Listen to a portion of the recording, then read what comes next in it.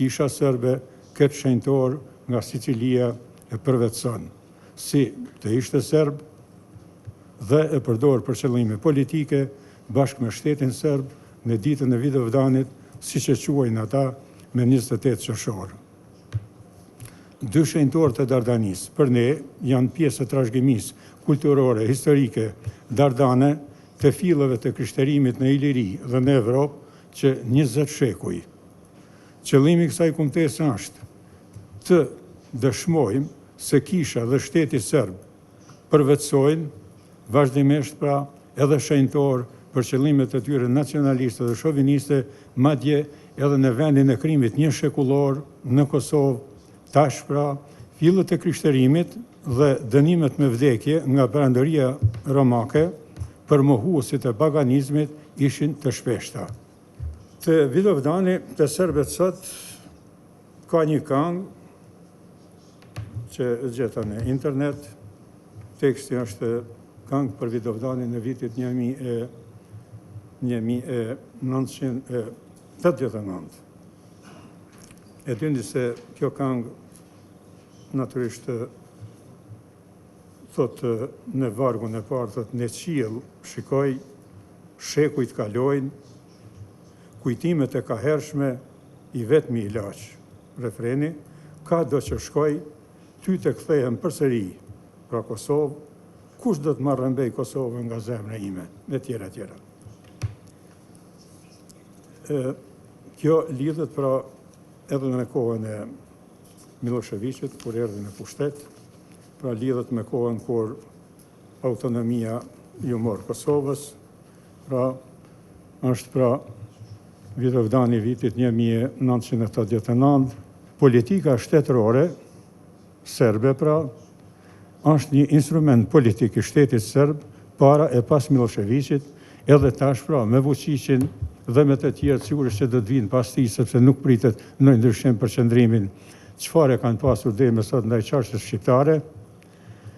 Dhe është, domethënë, një politik për të mburrur para brezave me fitoren e paqen të vitit 1389, për të rrëmbyer fitoren e tjetrit dhe për të mohuar koalicionin me fqinjt dhe për të kthyer humbjen e fitore. Beginning from a global history perspective, so 28 June is a special day in history, which in the Serbian world is frequently celebrated Vidovdan. The calendar date alone is interesting. In the last century, as many of you know, Franz Ferdinand was assassinated on this date, 1914. The Treaty of Versailles signed 5 years later.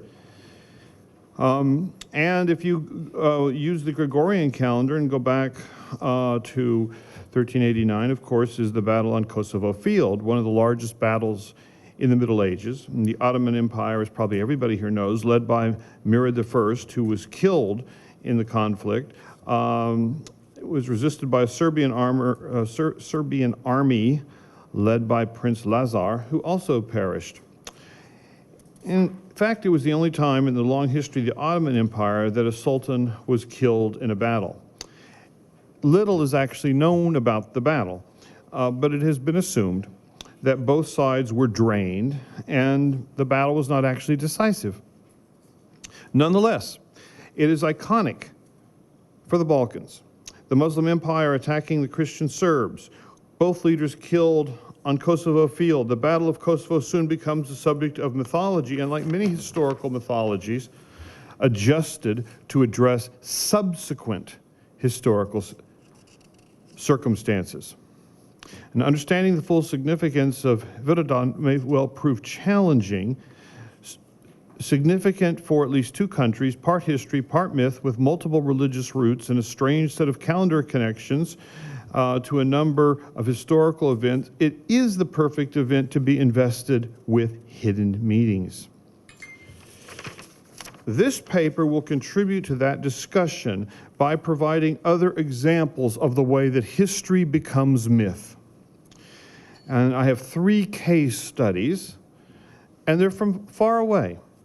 One looks at preservation, and that will be in the United States and the American South. 2, remembrance, that will be in South Asia, and the partition of the British Empire into Pakistan and India. And the third will be from China, and that will be about institutionalizing memory and history.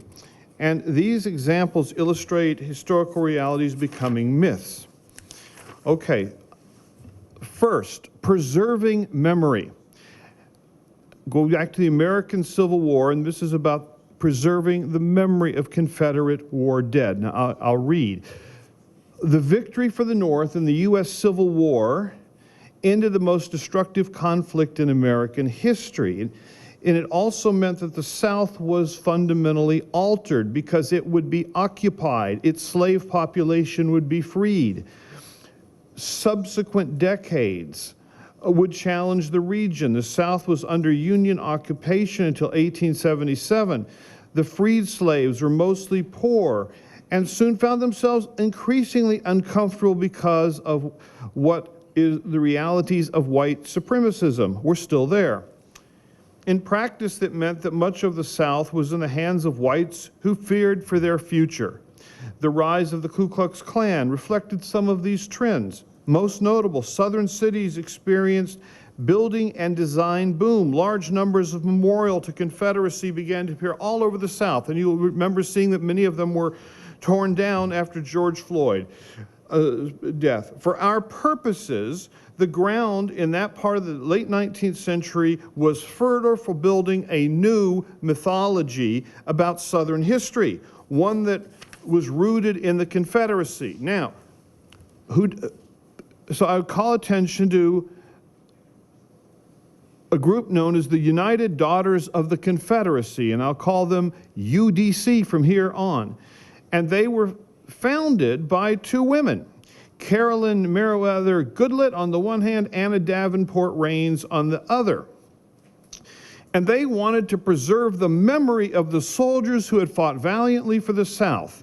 Their model came from an earlier organization, the Daughters of the American Revolution, which was founded by women wished to promote education, patriotism, and historic preservation. And the women in that one had to be descendants from the soldiers or the people who'd supported the American Revolution.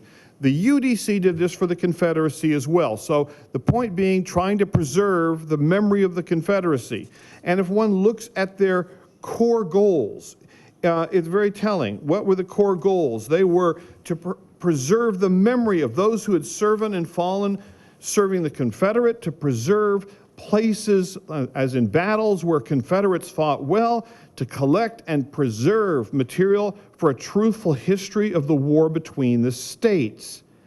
And this organization would be matched by a movement to marginalize African Americans. They could soon be forgiven, in fact, that history was on their side. If you study American history, you would know that Plessy versus Ferguson, a court case that comes after in 1896, the UDC was founded in 1894, said segregation was okay. The lost cause ideology became popular in the South. What was the lost cause ideology? The idea that this war was not about slavery, but it was a noble cause about states being able to leave the Union. And the monuments went up all over the South for the Confederacy, its soldiers, and even for slaves deemed to be obedient.